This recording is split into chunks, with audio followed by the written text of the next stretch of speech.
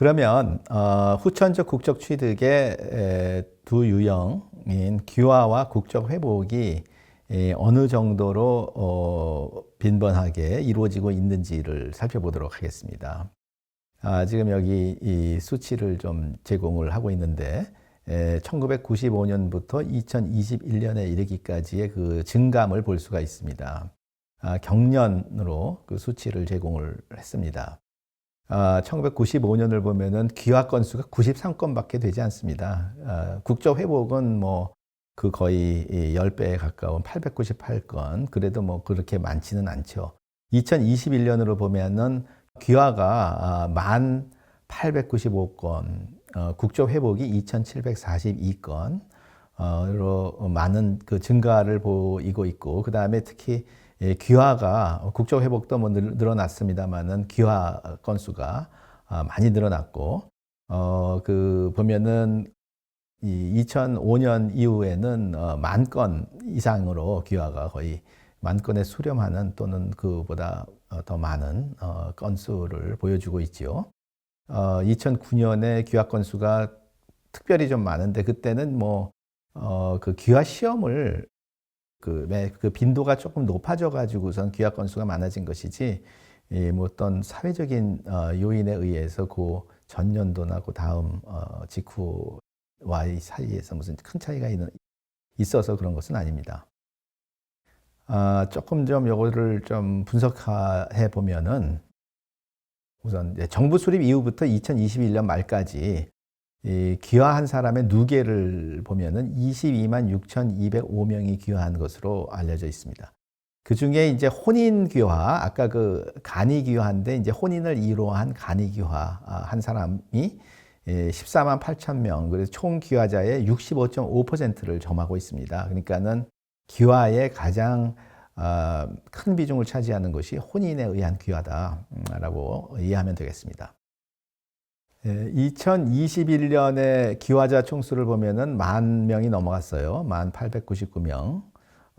이 중에서 중국이 5,145명으로 47%, 베트남이 그보다 조금 적은 4,225명 이렇게 되어 있는데, 2001년, 그러니까 20년 전으로 돌아가 보면은 그땐 귀화자가 724명밖에 없었는데 중국 출신이 602명으로서 압도적 다수였죠.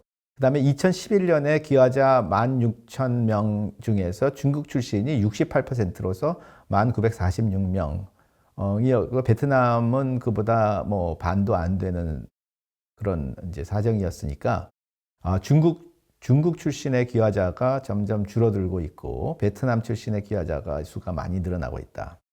아까 말씀드린 대로 귀화의 그 가장 큰 비중을 차지하는 것이 혼인귀화라고 말씀을 드렸죠. 2021년에 혼인귀화자는 6,345명으로서 전체 총귀화자의 58%, 그 혼인귀화자 중 최다 출신국은 베트남 3,850명으로서 최다고, 중국은 그보다 절반도 안 되는 것으로 됐는데, 이 2011년을 보면은, 그러니까 10년 전하고 비교를 해보면은 1,733명이 혼인 귀화자인데, 그때는 이제 전체 귀화자의 67%를 차지했으니까 혼인 귀화의 비중이 지금보다 더 높았는데, 그때 중국 출신이 6,023명, 베트남 출신은 그 절반 이렇게 됐으니까는 또 이것도 상당한 그 변화를 보여주고 있는 것이죠. 베트남 출신의 비중이 그만큼 높아져 가고 있다.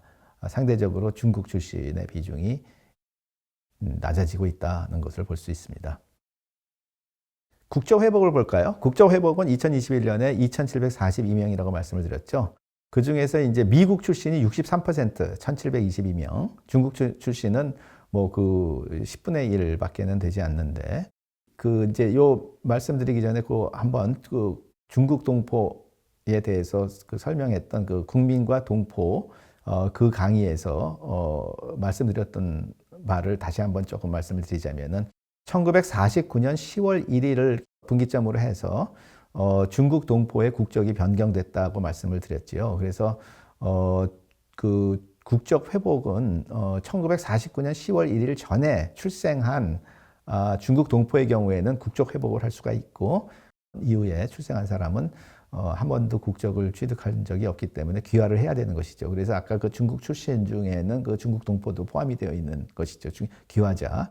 여기서 말하는 이 국적 회복을 한 사람 중에서 중국이 185명이라고 한 것은 그것은 우리 동포 1949년 10월 1일 이전에 출생한 그 조선족 동포를 말하는 것이죠.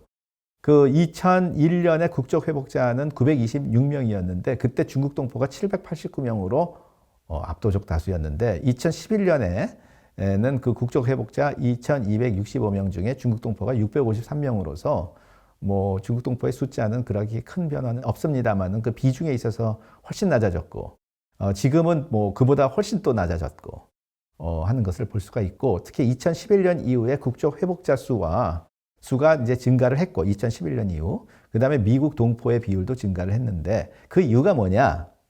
아까 말씀을 드렸듯이 2010년 국적법 개정을 하면서 그 65세 이상의 영주 귀국하는 국적 회복자의 경우에는 원국적을 유지할 수 있게끔 해줬단 말이죠. 그래서 이중 국적, 복수 국적을 유지할 수 있으니까 많은 그 영주 귀국자 65세가 넘어서 다시 돌아오는 미국 재미 동포들이 많이 있습니다.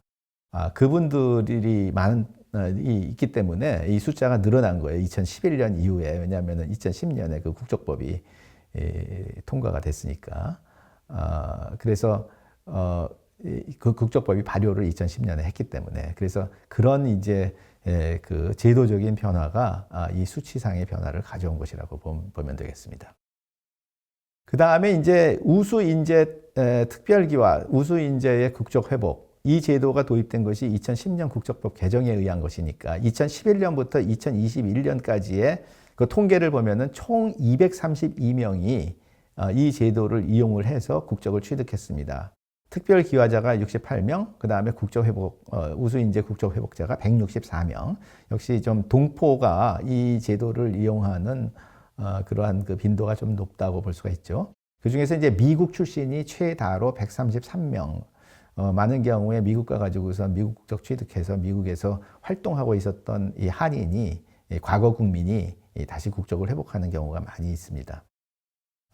이제 그 분야를 보면은 이공계가 제일 많고, 뭐 인문사회도 어느 정도는 있습니다. 그 다음에 이제 체육이 굉장히 중요한 그 분야가 되겠습니다. 그 다음에 이제 신산업 첨단기술 19명, 문화예술 13명.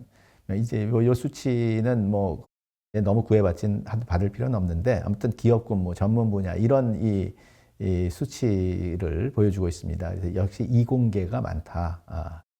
는 것을 말씀드릴 수가 있고요. 이렇게 그 귀화한 사람과 그 국적 회복한 사람들의 그 현황이 어떤가를 살펴봤습니다. 그러면은 대한민국 국적 제도에서 이제를 좀 더 개선하려고 하고 조금 더 개방적인 그런 국적 제도를 만들려면은 어떻게 해야 될지를 보도록 하겠습니다.